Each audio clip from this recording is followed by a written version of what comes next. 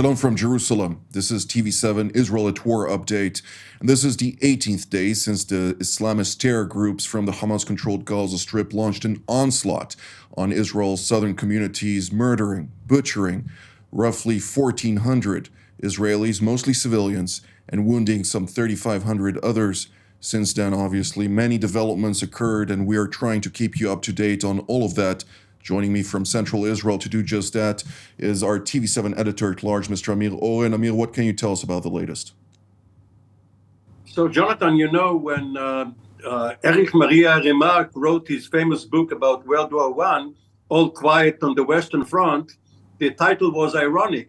A lot happened on the Western Front, but from the point of view of national leaders and the High Command, it was negligible.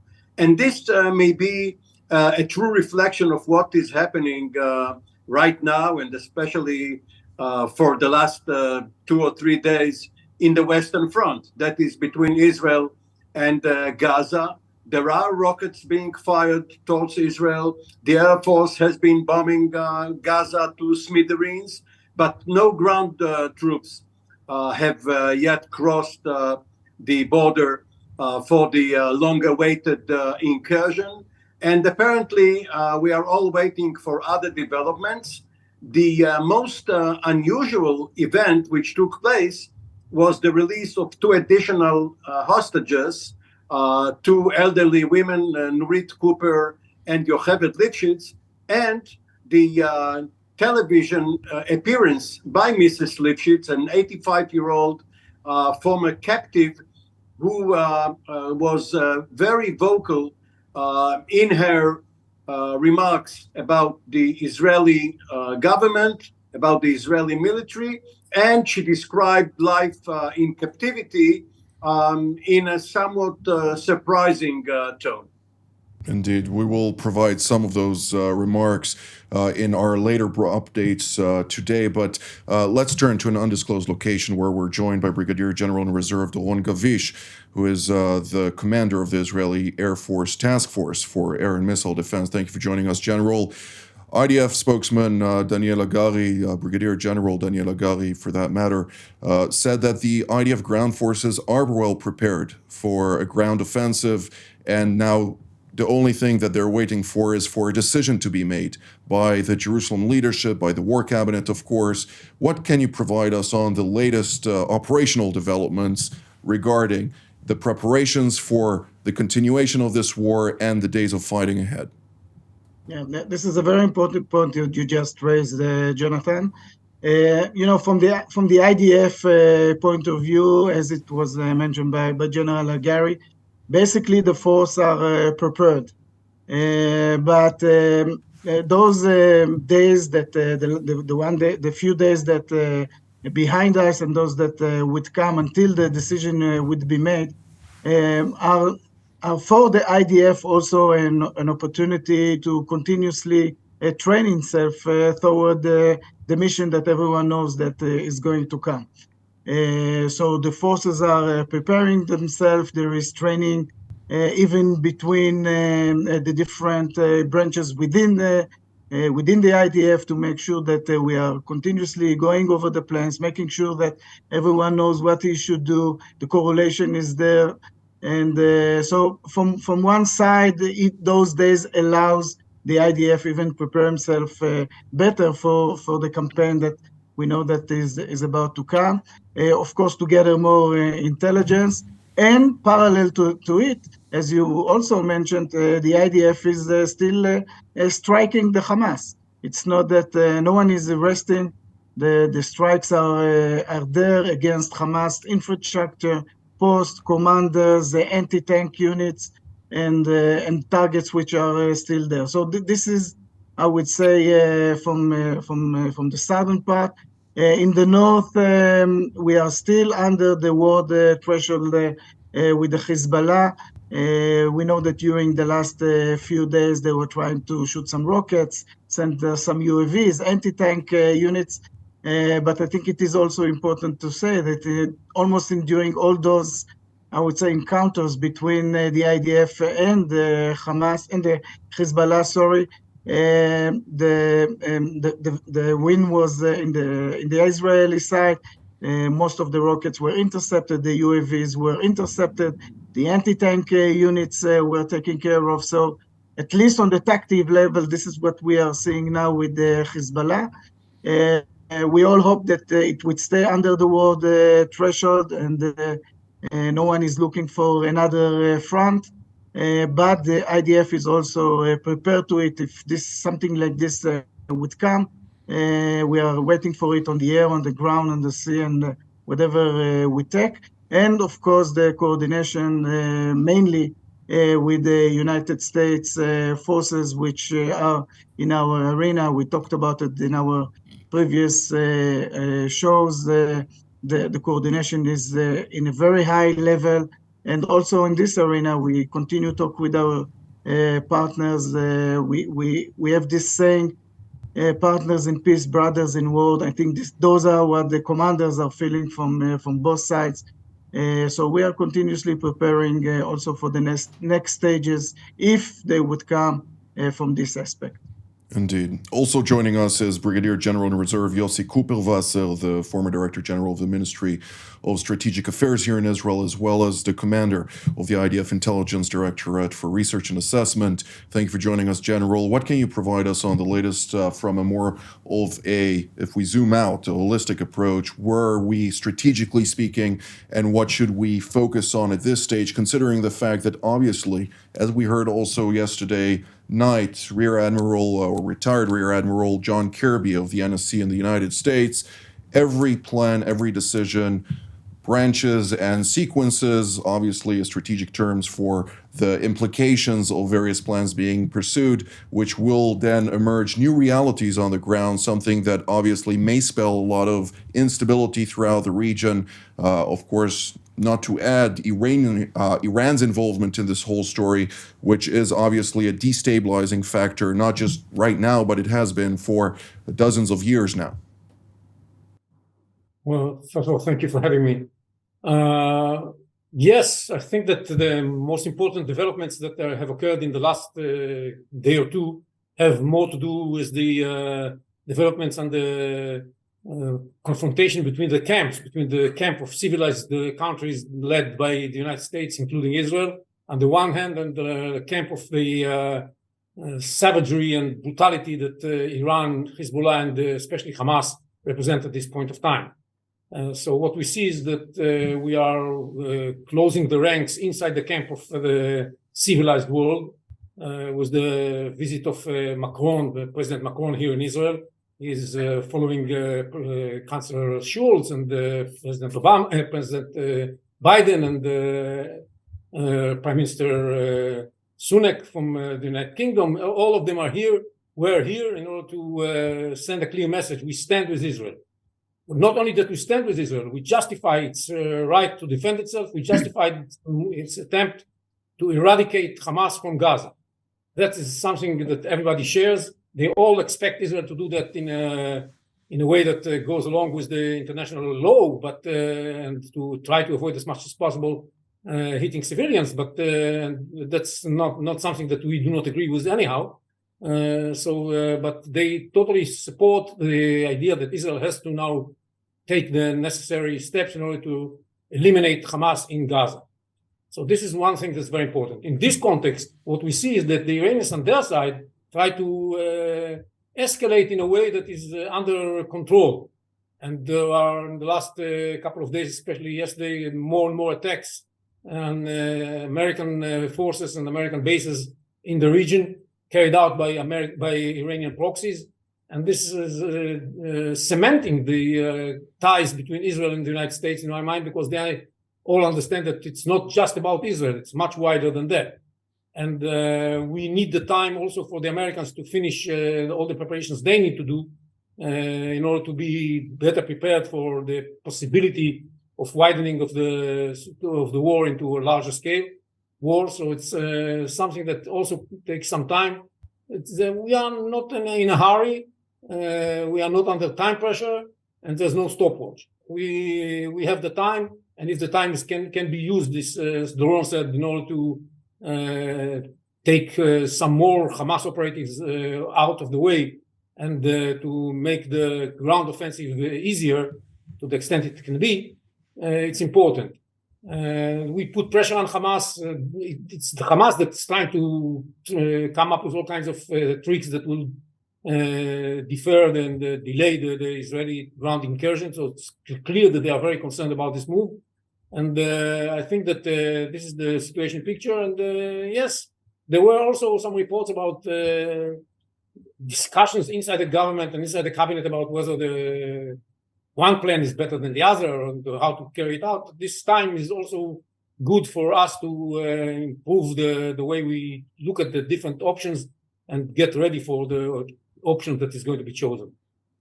Indeed. Also joining us from Finland is Mr. Thomas Sandell, the founding director of the European Coalition for Israel, which has been very active in various spheres to try and maintain that support for Israel. Thank you for joining us, sir. I'd like to ask you about the latest developments throughout Europe. As General Cooper-Vassel just mentioned, President Macron is in Israel currently, prior to which, just in the last 24 hours, we also had the Prime Minister of the Netherlands, Mark Rutte. Prior to that, we had also the Greek Prime Minister, the Cypriot President, and the Italian, all in a span of 48 hours. What can you tell us about the various efforts being made behind the scenes, and also not only behind the scenes, but also in the halls throughout the European Commission, to try and maintain that level of support and clarity that the just cause of Israel is not only a cause of Israel, but rather it is truly a fight for Western civilization at large? Well, thank you, Jonathan, again for including me in this distinguished panel. Let us start by saying that the support for Israel in Brussels today is clearly unprecedented.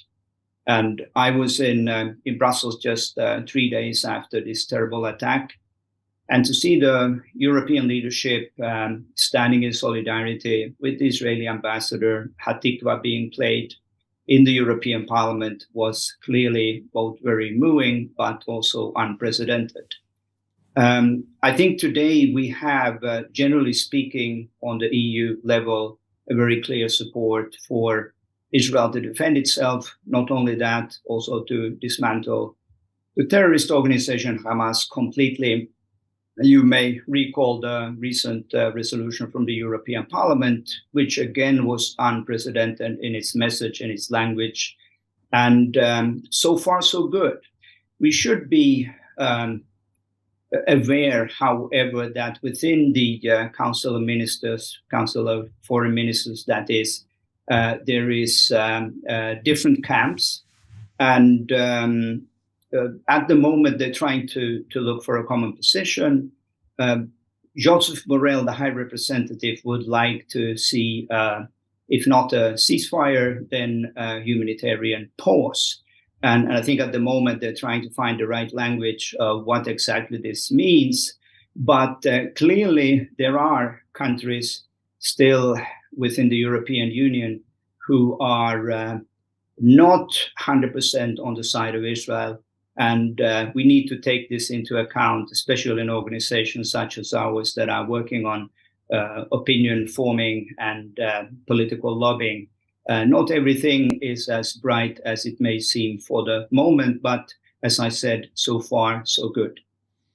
Indeed, of course, taking into context the fact that Germany is spearheading support for Israel, while on the other hand, we see countries like Spain, Portugal, and the Republic of Ireland who are less enthusiastic about Israel in truly saying so with diplomatic terms, if I may. But Mr. Oren, when we're looking at the big picture, the United States remains unequivocal in its support for Israel's right to self-defense, and also understands that there are going to be consequences to this war, considering the fact that eliminating Hamas, as Israel openly declared its objective, is going to change the reality in the Middle East. Obviously, the humanitarian aid being diverted into the Gaza Strip is aimed to also avoid the fact that displaced refugees from such a war may destabilize neighboring countries such as Jordan and Egypt, that then would establish new challenges for Israel on multiple fronts. And therefore, where are the complexities currently, and how does Israel deal with it on the diplomatic sphere? So almost 18 years ago, when Secretary of State Condoleezza Rice insisted that the Palestinian Authority hold its parliamentary elections, even though Mahmoud Abbas warned that Hamas could rise to power in the parliament, not in the presidency, but nevertheless, he was proven right. So right now, Hamas, while in control of Gaza by force of arms, is of course a very negative force in the Palestinian community at large. And eradicating Hamas from control of Gaza is quite in line with the policy of the Biden administration and of many other countries, which are for the moderate Palestinians, that is the Palestinian Authority, and against the Palestinian extremists, as exemplified by Hamas and Palestinian Islamic Jihad. And the equation which we hear from Washington is self-defense for Israel, self-determination for the Palestinians. Indeed. Well, General Gavish, I'd like to hear from you the latest data, if I may, regarding the rockets being fired towards Israel. We can't stop on the side because of the atrocities of Hamas to just remember that all those rockets are directed to densely populated areas. And thankfully, under your command and together with your comrades in missile and air defense, you're able to intercept those rockets in very reassuring numbers. Nevertheless, those challenges are not on the sidelines. Those are challenges that continue to persist. Yeah. Well, thank you for mentioning this point, Jonathan, because people are looking at it. Some of them, it looks like obvious, but it is not obvious at all. I mean, we were attacked by more than 7,000 rockets. This is the number, unprecedented number, by the way. At least the history that I know, I don't think that there was any other city in the world, including World War II, that was attacking such many rockets, such numbers for sure in 2 weeks. I mean, even London was attacked by 5,000 rockets during all the war, V1, V2s. So those are amazing numbers that this terrorist organization was shooting until now toward Israel. And you are rightly on what you just mentioned. I mean, those are against civilians. This is what they are doing. They are targeting civilians. So the air defense, together with the home front command, this is on the defense what we are trying to do in order to save as much as we can the Israeli life. The interceptions are being done by the air defense against those rockets that are being aimed to civilian cities. And we ask continuously, the population to go into the shelter. And once this combination is there, people going into the shelter, the air defense shooting the rockets. This way we save a lot of people. And we don't have a big number of casualties from rockets exactly because of this. As we continuously said, the kinetic part of it is not hermetic. So together, going to the shelters, kinetically intercept those rockets. This is the way to save people in Israel. And a lot of people have been saved in the last 2 weeks. The other thing that I would like to mention with regards to what was said here, I think that we all understand it also within the IDF that we are fighting the fight of the Western world. We understand it. We understand that we are fighting the way that the West world is fighting, abiding to international law. This is something that is continuously being discussed within the IDF, within the Air Force. We are striking the attack and we are striking the Hamas. We are not striking the Palestinian people at all. Those are not our targets. Hopefully, there would be our partner in the future. We are fighting against the Hamas that, I'm not sure that everyone remember it, but when the Hamas took over the Gaza Strip, they were very cruel and mean toward the Palestinian Authority. They killed them, they throw them out of the windows. So the Hamas is not representing the Palestinian people in any way. It's just arming them. And so we really hope that after we would fight the Hamas, it would be also better for the Palestinians themselves. But we are very concentrated and determined to win the Hamas. Indeed. Not to forget also that the Palestinian Authority continues to boycott the Hamas-controlled Gaza Strip because of that. And as part of this boycott, it's basically reinforcing a blockade, fiscally speaking, and with any support that it's receiving from the West, it's refusing to support the population in Gaza. But General Kupelwasser, I'd like to refer the next question to you, since obviously there's so many complexities in this war, particularly also when we're talking about the hostages. There remain 220 hostages at this moment in time, at least accounted number of hostages that we're aware of, some 30 of them being under the age of 5, infants, children, that just to hear Madame Lifshitz recount the manner in which she was abducted into the Hamas-controlled Gaza Strip on a motorcycle and then marching through tunnels for several kilometers, I can't even fathom those little children going through those same circumstances. What can you tell us about the efforts to get them out? And obviously, what are the complexities attached to that? Well, before I touch on the hostages, let me just say one word to Doron. I don't think that Hamas does not represent the Palestinian people. Unfortunately, there is a majority of the Palestinians that support Hamas. Hamas was elected in free elections, as was mentioned before, and it won the elections. And public opinion polls within the Palestinians say that they enjoy the support of 58% of the Palestinians. We have to remember that. And on top of that, we also have to remember that those who do not support Hamas and support Fatah support an organization that's also dedicated and committed to the struggle against Israel until its demise. Just prefers at this point of time to not to use this method of Hamas because they think it's counterproductive for the goals of the Palestinian people. It's that's the difference between the different factions comprising the Palestinian people. So we have to be. I'm totally with Doron on the issue that we should not hit civilians. This doesn't justify hitting civilians, but we should remember the situation in Gaza and in the Palestinian areas in general. That's something that we have to remember. Concerning the hostages, it's what we see is part of the Hamas propaganda campaign, full of manipulations that intends, after this horrible massacre that they conducted, and that we are still trying to find a way to live with. It's so terrible, and we keep seeing all kinds of footage coming from that. It's just unbelievable that something like that can happen with human beings.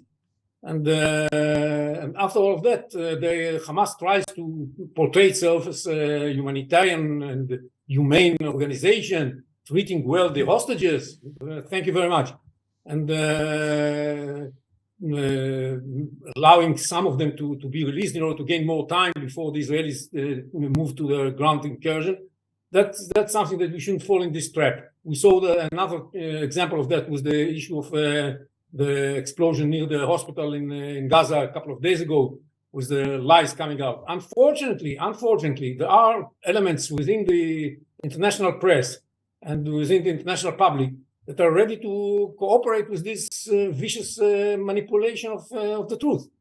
And we should remember that and make sure that we take them to account on what they are doing.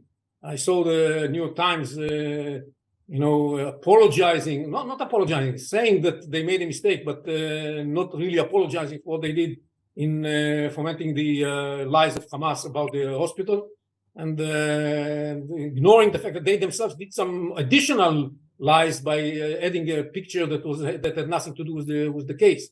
That's unfortunately those as the Russians used to call them useful idiots are still operating on behalf of Hamas in spite of these dreadful deeds that they did, and this is really troubling. Indeed. Also, the fact that obviously Al Jazeera was the first one to quote Hamas and immediately set up the disinformation campaign, and the BBC, which happened to quote Al Jazeera's statement, basically taking Hamas without any verification, without any journalistic ethics at that, has yet, at least today, I still checked the Twitter account of the BBC, has yet to retract its full statement. So it seems like there is an ongoing disinformation campaign. There are various forces at play here, but we're drawing near to the end of this update, and therefore I'd like to ask Mr. Sandel, what do you recommend to people currently sitting all over the world watching this update about the course in which they can become active to highlight the necessity to stand with the just cause that Israel is representing at this stage, which is, as mentioned in today's update, a war not for Israel alone, but for all of Western civilization? Yes, Jonathan, let us remember that this is a multi-front war. The war that we are fighting through our organization is really on the streets in Europe, the hearts and minds of people who are still to really make up their mind. And as Yossi rightly said, this is an information war as well. And I would just encourage everyone to understand that we all have a voice. And to quote Dietrich Bonhoeffer, this German theologian during the time of the Nazi regime, who said that silence in the face of evil is evil itself. We all have an obligation to stand up, and we can do so through organizing vigils, demonstrations, pro-Israel rallies, which I have been part of many already. But I think in the next weeks and sadly, I believe months to come, we need to step up even more and in a way take back the streets of Europe in support for civilization and humanity. Indeed. Well, this is all the time that we have for today. I'd like to take this opportunity to thank Mr. Oren, General Gavish, General Cooperwasser, and Mr. Sandel for updating us today on the latest. And I'd like to thank all of you. Following this update, we will have, as usual, our news bulletin at 9 p.m., after which at 9:30 we will have yet another update via Jerusalem studio from a strategic perspective on various challenges at hand. Stay tuned. Until then, shalom from Jerusalem.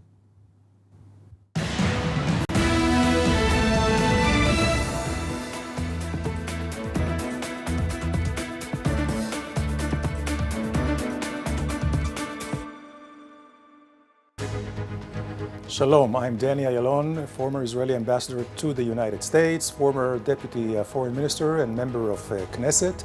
Today, I'm very privileged to be hosting TV7's Middle East Review and also being a panelist of the various shows of TV7, which I find the most enlightening, most educating if you really want to understand the world, the global scene as well as the regional scene of the Middle East. It is worthwhile to watch TV7.